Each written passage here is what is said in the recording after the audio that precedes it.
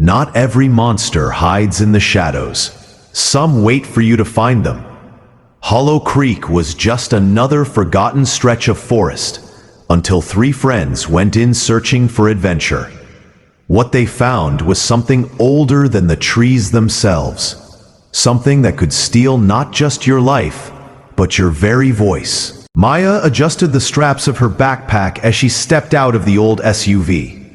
The night air was colder than she expected, the kind of chill that slid beneath your skin and stayed there. Hollow Creek wasn't on most maps anymore, just a sliver of forest wedged between mountains and forgotten towns. "Place looks dead," Jordan muttered, shoving his hands into his jacket pockets.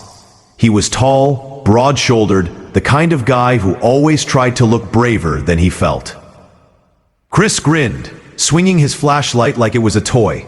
"That's the point, man. No people, no noise. Just us, the trees, and the big bad Howler."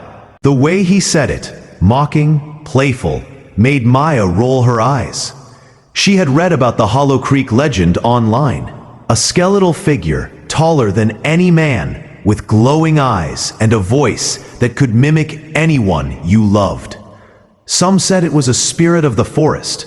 Others swore it was something alien. The stories varied, but one detail was always the same. People went missing here. The three friends ignored the boarded-up ranger station. Its roof caved in and windows blackened with mildew. They followed the narrow trail that snaked into the woods. The deeper they went, the more unnatural the silence became. No crickets, no owls, not even the rustle of leaves. "Okay, seriously," Maya whispered after half an hour. "Doesn't it feel wrong?" Chris chuckled. "It's just quiet. Big deal." But then, his flashlight beam fell on something in the mud beside the creek bed. A footprint. Only it wasn't human. It was enormous, long-toed.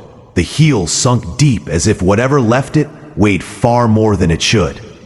The three of them stared at it, unease prickling their skin. "Bear?" Jordan offered. Maya shook her head. "No bear walks like that." The woods swallowed their words, and in that moment, Hollow Creek felt less like a forest and more like a trap. They pressed deeper into the woods, each step heavier than the last. The first sound came suddenly. Maya, her name spoken soft as a sigh, drifting through the trees. She spun around. "What?" Jordan frowned. "I didn't say anything." But Chris was grinning again, though his laughter sounded hollow. "Good one, guys. Who brought the walkie-talkie?" Then it came again. "Maya, over here!" And this time, it wasn't just her name. It was Jordan's voice. The real Jordan was standing right beside her. The blood drained from his face. That wasn't me."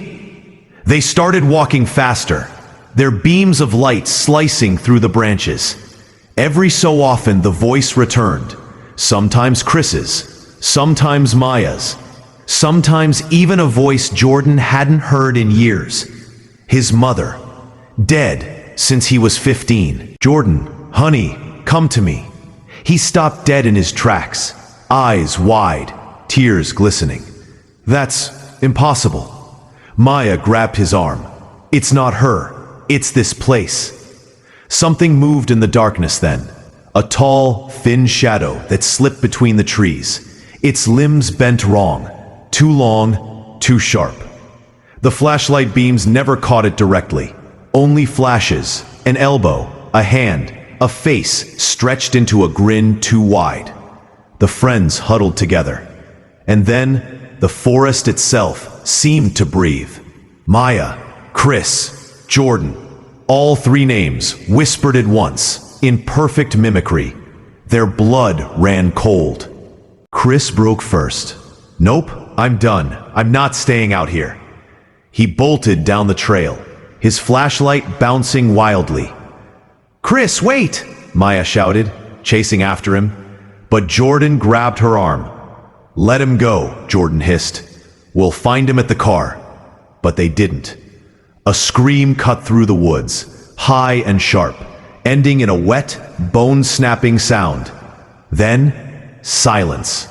The two froze, breathing hard, eyes wide in the dark. Slowly, against their better judgment, they followed the sound. They found him near the creek, or rather, what was left of him. Chris's body lay twisted, bones jutting at odd angles beneath the skin, as if something had broken him apart and rearranged him. His face, though, was untouched, perfect. His eyes were open, his lips parted. "Maya," he whispered, but it wasn't his voice. It was the Howler's. Jordan gagged, stumbling backward. Maya clutched his arm, dragging him away as Chris's body twitched like a marionette, mouth still moving, whispering words that weren't his own. "Stay with me. Stay forever." They ran. The forest was alive now. Every tree hiding movement, every shadow a threat. The creature didn't chase like an animal. It stalked, jerking from one spot to another, always too close, always watching.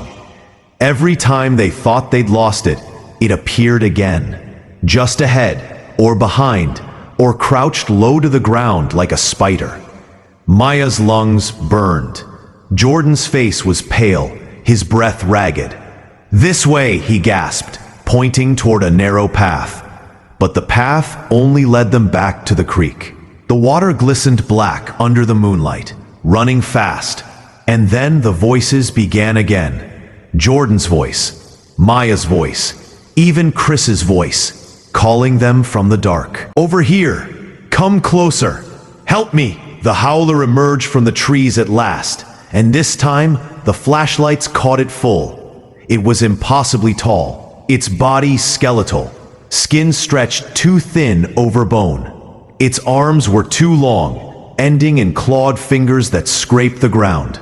Its head tilted unnaturally, eyes glowing faint green, its grin filled with too many teeth. And when it spoke in all their voices at once.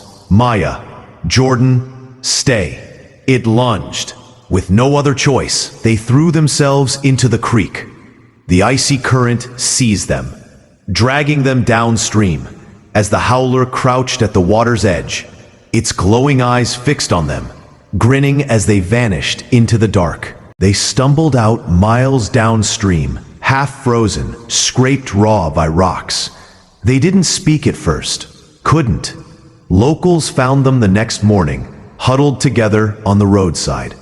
Maya tried to explain, but the words came out wrong, her voice cracking, breaking in strange ways, as if something else was speaking through her.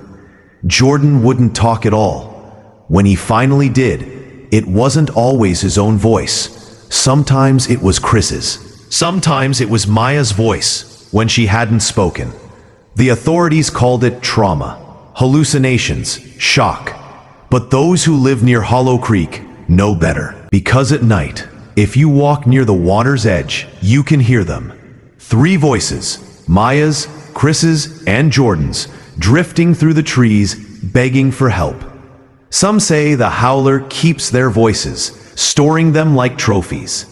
Others whisper that Maya and Jordan never truly came back from that forest. That they walk among us now, their bodies still alive, but their voices, their very souls, belong to the Howler. And if you ever hear your own voice calling out from Hollow Creek, don't answer, because once the Howler knows your voice, it never forgets.